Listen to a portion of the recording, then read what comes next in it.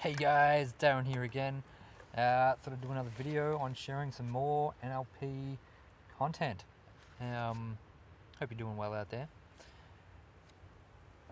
I'm curious to see, how many people know they have a conscious mind and an unconscious mind.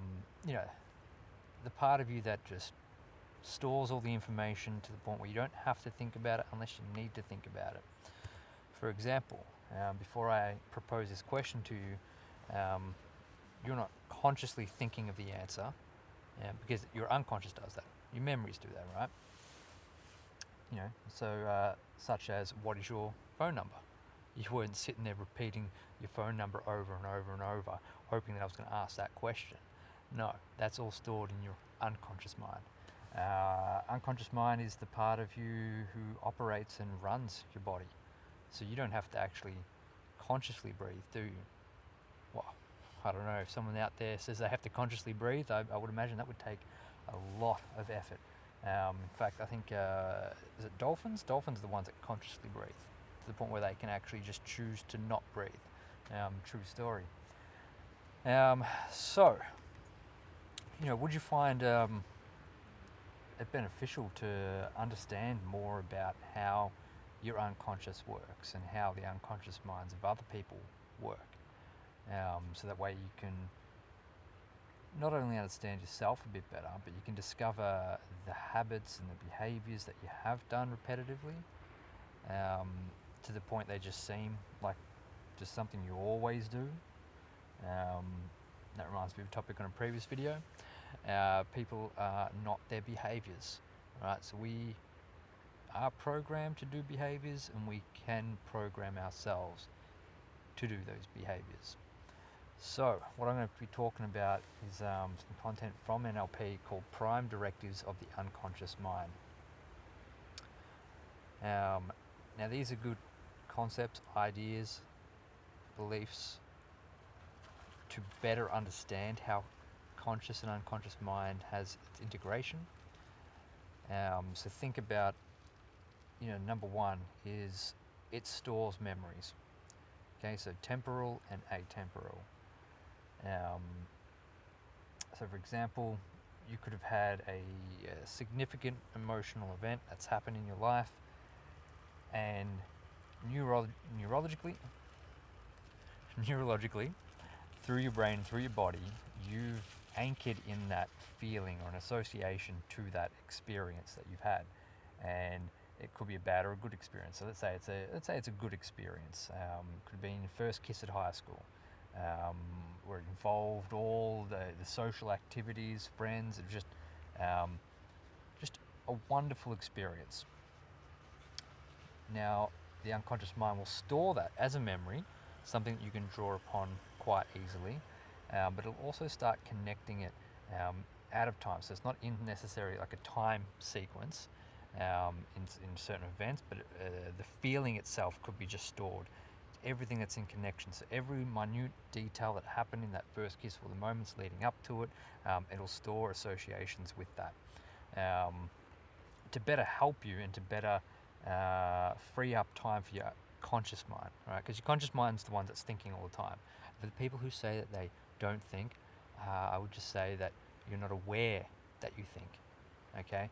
Because there was a study done to show that we can have anywhere between 75 to 150,000 thoughts per day, right? So there's people who say they don't think, you think.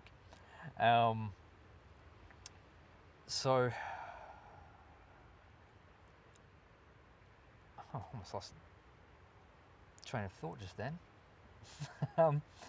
So it's storing all the memories in, whether it be in a time sequence or just associated based on experience, to free up your mind, so that way you can concentrate on learning new things or doing other things. So typically when you've been triggered in a conversation about whatever it is, could be something more topical or something that really rubs you up from the past, the unconscious mind will even present those triggers or that neurological connection part of that memory base. Yeah. Number three, I did skip two, organises all memories. So I think I even just touched on that part there as well. It will organize them into, many different categories: to bad, good, love, hate, like, dislike. It has, you could imagine, like a whole building full of file cabinets upon file cabinets, and has them in, could be in alphabetical order, it could be in significant emotional event order. It could have cabinets that are kind of off-spurting to those cabinets connected to them, so that way you can draw upon them. It is the domain of the emotions. That was number 2. So the unconscious is going to just react, right, to those conversations that you have with people. It's just automatically going to be triggered and run those emotions based on previous experience of which you've learned from. Some could say previous life, say in the womb, or even between when you were born, outside the womb, when you were a child growing up and learning all the different things, modeling people, watching their behaviours, seeing how they react, and then you choose to follow suit because you don't know any better at that stage. And then you become an adult and you're holding on to all that stuff that really wasn't yours, because you were just copying or mimicking what you thought was right, or what you were told was right, or what authorities were out there telling you what to do and what to say. It's not until you actually get some sort of grief from it, then do you realise, well, maybe I don't want to live this way. We'll get more onto that. It represses memories with unresolved negative emotions. So these can typically be the significant emotional events that you've had, where the trauma has been so significant,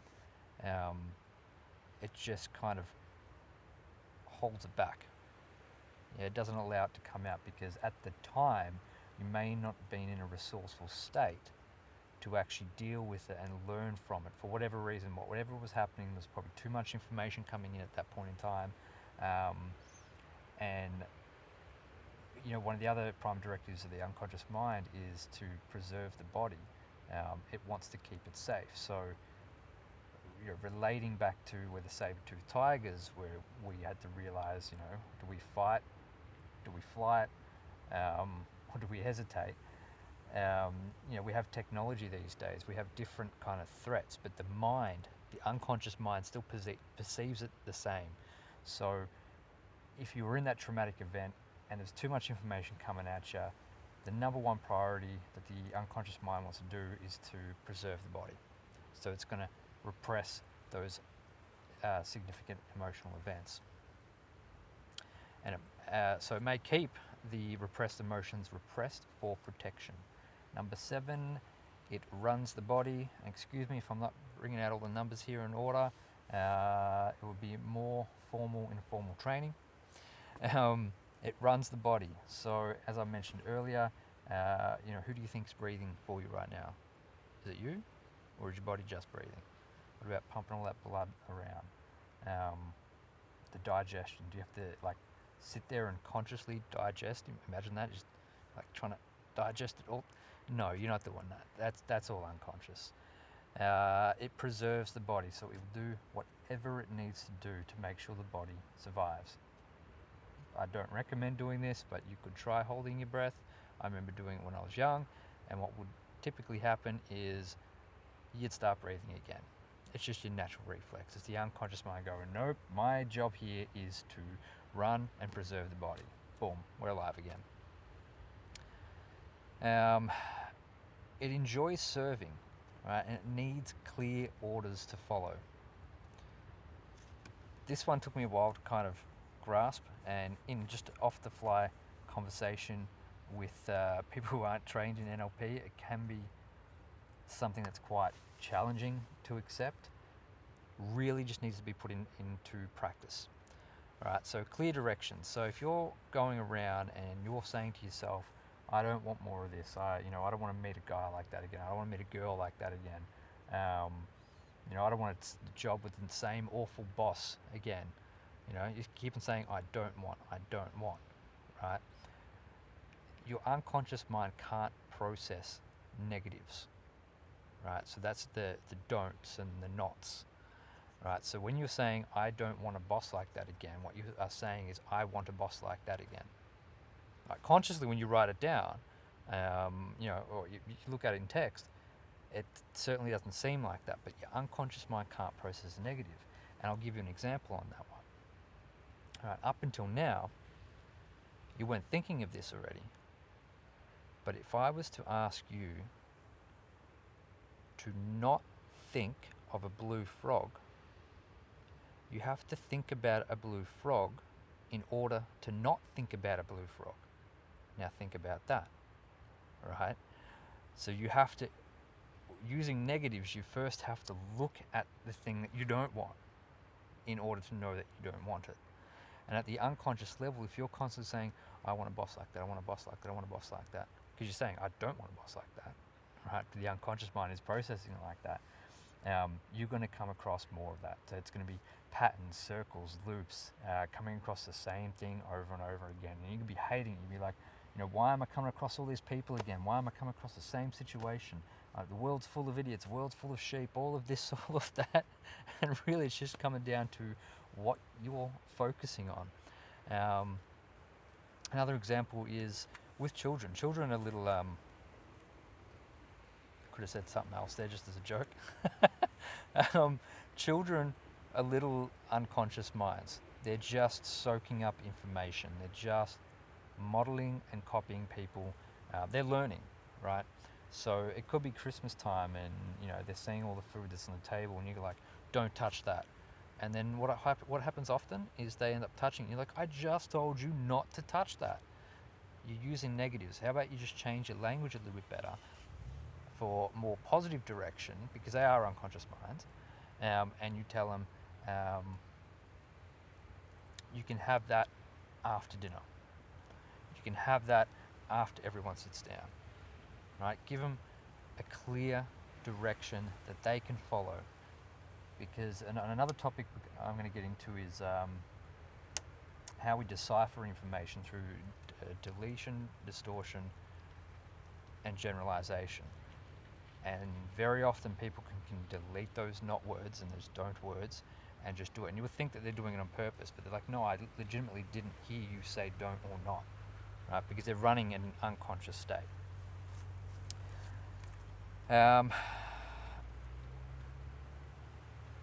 Cool. It maintains instincts and generates habits. So that's through all the repetition. That's using all of its how it stores all the memories and emotions in a particular order. So it knows exactly what to do when that kind of a similar situation presents itself. The unconscious is already drawing from all the filing cabinets, going, oh yeah, we've seen this, this facial appearance on someone before, whether it's an eyebrow raise or it's an eye looking to left or right, whatever it is, or the demeanor or how they're presenting themselves, how they're standing, are they aggressive, are they open, whatever it is.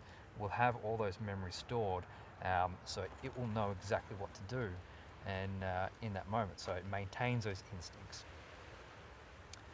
It needs repetition until a habit is installed. So, everyone who's out there trying to quit a habit just like that, whether it be nose picking, nail biting, smoking, drinking, procrastination, whatever it is, they can sit there in a conscious mind state and go, all right, I'm not going to do this. Right? You may do it once, and then sooner or later the unconscious mind is just bringing up its old usual habits and tactics and behaviours. So it needs repetition until that habit is installed. And then it becomes unconscious. You do not have to think about it anymore. All right? Now, I realize I just said you do not have to think about it. There's a difference between what you say in your mind and what you're focusing on and when you're actually having a conversation with someone. It's a lot to learn. And once you've got it down right, you'll start picking up on the linguistics you use with particular persons and the outcome that you want. If you remember from a previous video, there is no failure, there's only feedback. And communication, the meaning of communication is the response you get. So if you're not getting that the exact response you thought you were going to get based on what you said, maybe try changing what you were saying to get a different response. The unconscious mind is programmed to continually seek more and more and more and more and more. That's where addictions can come in, because it likes to follow that dopamine process. It just wants more and more and more. It likes to learn things as well. That's how it operates. It's how it learns to survive. It learns how to preserve the body. And it takes everything personally. This was another topic called perception is projection. So when someone comes up to, your own model of the world and they're basically saying it's wrong, well, the whole time that you've been alive, the unconscious mind has been building up this kind of structure of who you are, what you need to be, and it's coming back to me. So it's learnt through all the decades, or however long you've been alive for, of how to survive, how to learn, how to better develop. So when someone comes across and basically says your model of the world is wrong, it's going to take it personally. Right? That's where those reactions can come off, based on how it stores all those memories in those filing cabinets of how to react to certain words or certain situations, or whatever you interpret that situation as, it's going to react straight to it. This is where we can learn to respond, become aware of how the unconscious mind and conscious mind work together, figure out the behaviours that we're currently doing that we don't want to do anymore, and actually change it, so that way in the moment when something happens, we can recognize that emotion coming up that's unconscious and go, hang on, what's this about? Like in a split second, you're not actually mid-conversation with someone going, hang on a second, I'm just processing some information here. What's this about? No, that's not happening. All right? It's just a split second that happens, where you can realize, all right, that's how I used to react.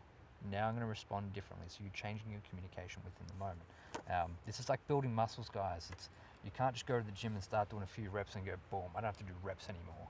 Right? You're going to continue working on this, and you're going to get the results as you keep on improving. Remember, repetition builds that new behavior. Can't do it just once.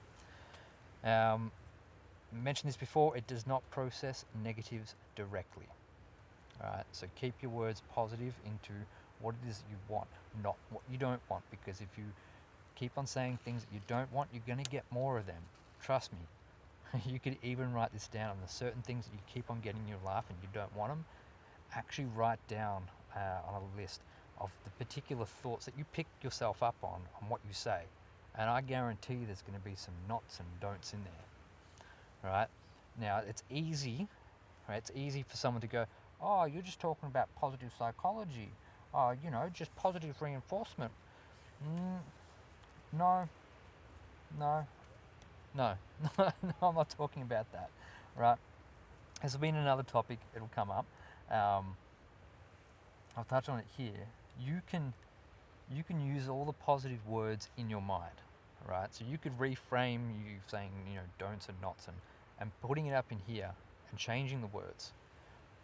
But on the unconscious level, if you're processing those positive words as negative words, right? So just flipping them around, then you're still going to get the same result. So there's bullshitting yourself, and there's actually changing the linguistics and the feel and the drive and the energy behind it, right? So this is what learning NLP and hypnosis is going to do for you. It's going to actually change those thoughts and not just put a bullshit veil in front of it, going, yeah, I'm okay.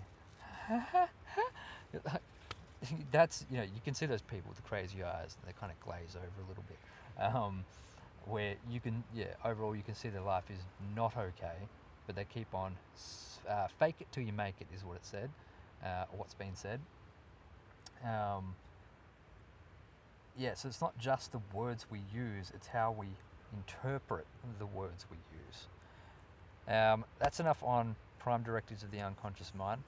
There is much more to go on that as well. I can go further into detail and specific examples. If you want to know, let me know. Hope you enjoyed this video. Thanks, guys.